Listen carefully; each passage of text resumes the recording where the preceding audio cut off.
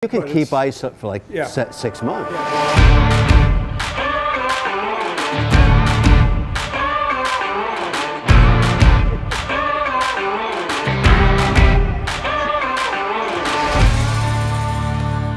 Kevin O'Leary, welcome back to North Dakota. Great to be here, thank you. How many trips here now? I think this is my 5th. You know, it's been the last couple of years I've started investing here.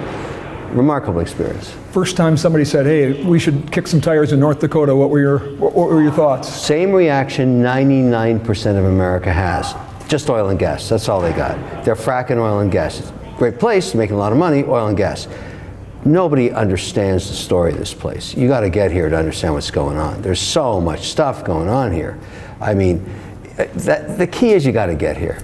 You just got to see it, don't you? You have to see it. You got to meet the people. You got to meet the deals, meet the entrepreneurs. That's the biggest challenge the state has. Nobody understands what's going on. After that first impression, obviously you got the business environment. You saw some sparks here for the investment side. How about the people? How about the culture? Well, it all started what's really happening in America now, this is kind of post-pandemic, is there's a competition between states. And it started because in the new economy, we call it the gig economy, digital economy, 40%, 45% of your staff don't go to HQ anymore. You know, the accounting people, compliance people, infrastructure people. The home office is no more. Huh? Well, you know, much smaller. The thing is, people don't need to come to HQ if they're doing certain roles, like logistics. And so they're saying, why do I have to live in a cubicle when I can live 100 miles away or 200 miles away and raise a family in a great environment? But what matters for the nexus of the company is where the headquarters is. So then you start talking about policy and taxes and the regulatory environment. So my frustration started years ago in New York when I was trying to do data centers up there off the hydro of Niagara Falls. It's like this, I don't know, probably 5-6 years ago. And I realized, boy, they're really wonky there, that you can't get stable policy. It's all over the map. And we put 20 million bucks in the ground and lost it and moved that whole thing to Norway.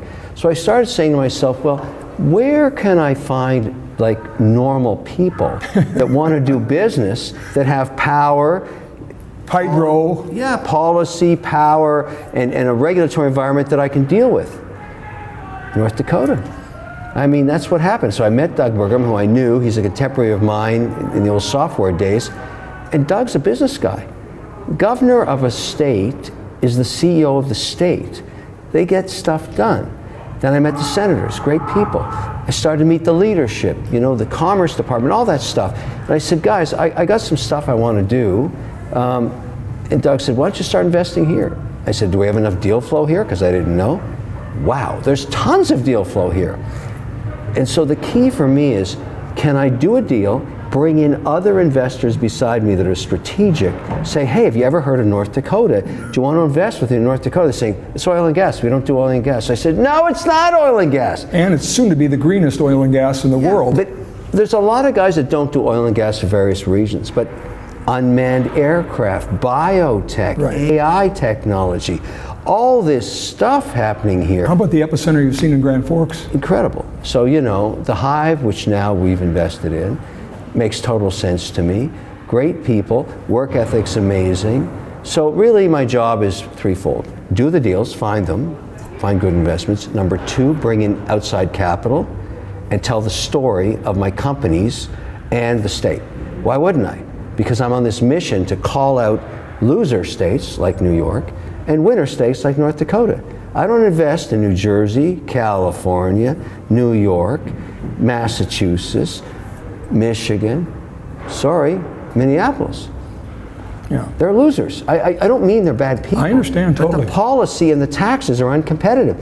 And by shouting them out as losers, as I did last week in the Senate and the congressional hearings, I'm saying, why can't I tell the truth? This is a winner, you're a loser. And that gets the narrative going, what do I got to do to be a winner? Because the way you support winners is you bring money, and you bring jobs, and you bring capital, and you take that away from losers.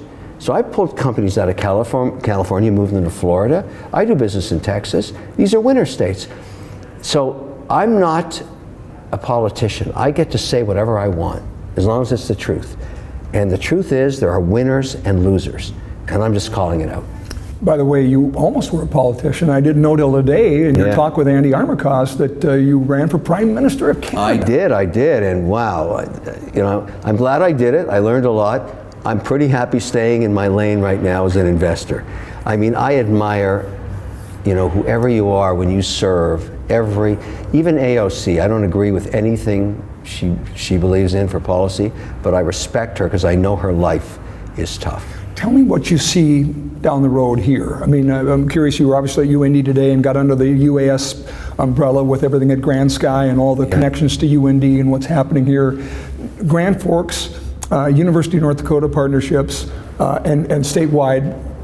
You're in for how much now? I mean, you got... No, we just started. We got the first 45 million we're putting to work, and then of course I'm bringing in outside capital too. So what I was worried about in the beginning is could I find enough good deals? I'm not worried about that anymore. And so now I'm thinking about other opportunities in addition to venture. And the one thing that I've learned, because I've been doing a lot of research on this, because in the last 24 months, people are trying to figure out AI all over the world. And what you really need for the brick and mortar of AI is AI class data centers. And these are called 5-9 data centers. And what that means is, just in plain English, an AI data center is 100 megawatts, so it costs you 1.2 billion to build the building and 2.6 billion for the stacks. But that 5-9 means that it can only be out of service 26 seconds a month. Wow. So you need massive redundancy on energy and massive fiber connectivity redundancy, which all four corners of the building have to have their own fiber connection. Right here in North Dakota, there are two sites that qualify for that, because you've got to find, everybody's looking all around the world. You got one in Bismarck and you got one in Fargo right now. They haven't been built yet. I'm very interested in that. There's only 3 states right now that qualify for these at that level. It's Oklahoma, North Dakota, West Virginia. They got the power.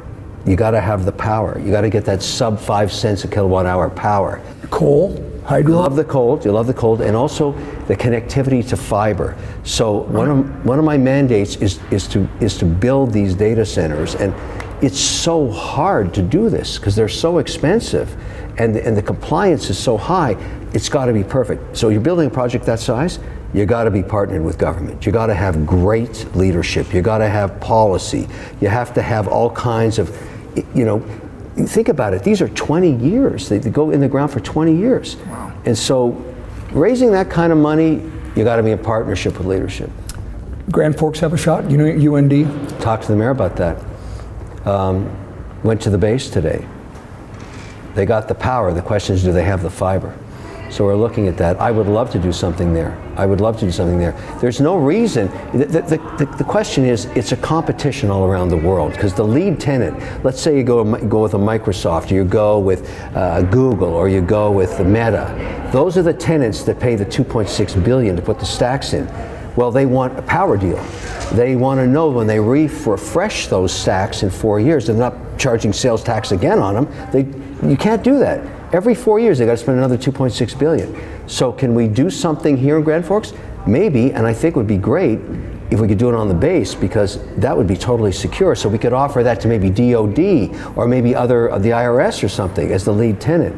Talking to the mayor about that. I mean, I'm excited, and I brought my whole team here.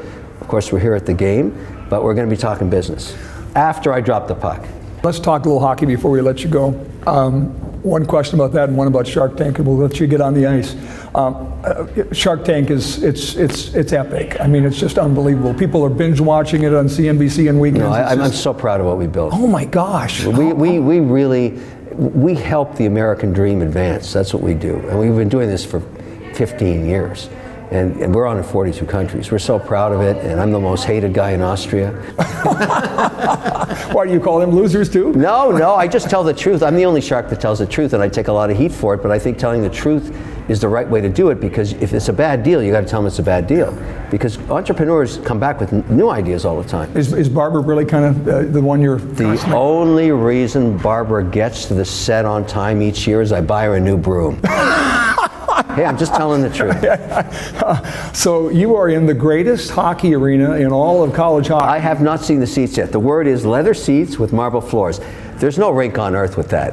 I mean, whoever came up with that is crazy. I'm a huge hockey fan. His name is Ralph Engelstad, and, Yeah. his name's on the arena. Well, it should be, because He played goal for North Dakota. Well, the guy, goalie? Yeah, he's a goalie. They're all crazy. That's the only way that he built marble floors, because he was a goalie. Now I completely get it. You get it, yeah. And you're sitting on seats that come from the old Ralph Engelstad arena. Yeah, I get it. A little bit different, no leather here. I understand, but listen, I got a lot of respect for the game. I grew up in the league. I worked for it on the original 6 teams from 80 to 85. I came up with Gretzky. I'm a classic guy in that respect. Love the game. It's international. And of course, tonight, I'm sure there's a lot of Canadians on both teams. And I'm obviously wearing the jersey, so you know where my bias is. But this game is going to be decided tonight by the goalie. Yeah, and we got a hot one right now. Well, if he's hot tonight, you'll know in the first 10 minutes. When you get lines that are, these coaches aren't stupid. I mean, they're going to line guys up that are equal. These 2 lines are going to be equal. And it's going to be who's got the hot goalie. Yeah. That's how these kind of games work. It's 4 against 5. Right now on the East Coast, as you know, BCBU, they are ruling the roost. But this is a big game. Yeah. Thanks for coming. We appreciate your love of North Dakota. I love North Dakota. Why? Because it's great business. And the work ethic here and the people are great. It's not hard to hire people here. You just bring them in for a weekend and check it out. Thanks a bunch. You got it. Take care. Thank you, my friend.